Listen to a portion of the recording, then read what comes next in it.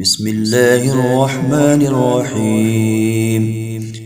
تبارك الذي بيده الملك وهو على كل شيء قدير، الذي خلق الموت والحياة ليبلوكم أيكم أحسن عملا وهو العزيز الغفور، الذي خلق 7 سماوات طباقا ما ترى في خلق الرحمن من تفاوت فارجع البصر هل ترى من فطور، ثم ارجع البصر كرتين ينقلب إليك البصر خاسئا وهو حسير، ولقد زينا السماء الدنيا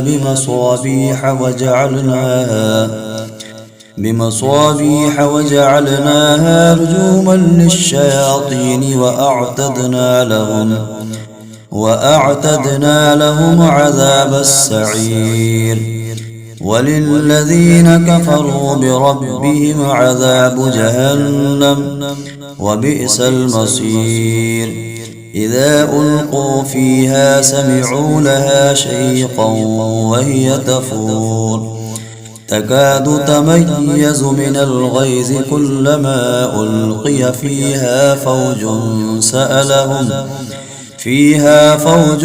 سألهم خزنتها ألم يأتكم نذير، قالوا بلى قد جاءنا نذير فكذبنا وقلنا ما نزل الله من شيء إن أنتم إلا في ضلال كبير، وقالوا لو كنا نسمع أو نعقل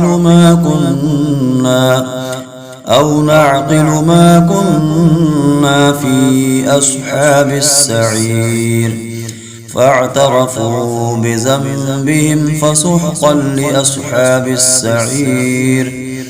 إن الذين يخشون ربهم بالغيب لهم مغفرة وأجر كبير، وأسروا قولكم أو اجهروا به إنه عليم بذات الصدور، ألا يعلم من خلق وهو اللطيف الخبير. هو الذي جعل لكم الأرض ذلولا فامشوا في مناكبها وكلوا من رزقه وإليه النشور. أأمنتم من في السماء أن يخسف بكم الأرض فإذا هي تمور، أم أمنتم من في السماء أن يرسل عليكم حاصبا فستعلمون كيف نذير. ولقد كذب الذين من قبلهم فكيف كان نكير. أولم يروا إلى الطير فوقهم صافات ويقبضن ما يمسكهن إلا الرحمن إنه بكل شيء بصير. أمن هذا الذي هو جند لكم ينصركم من دون الرحمن إن الكافرون إلا في غرور.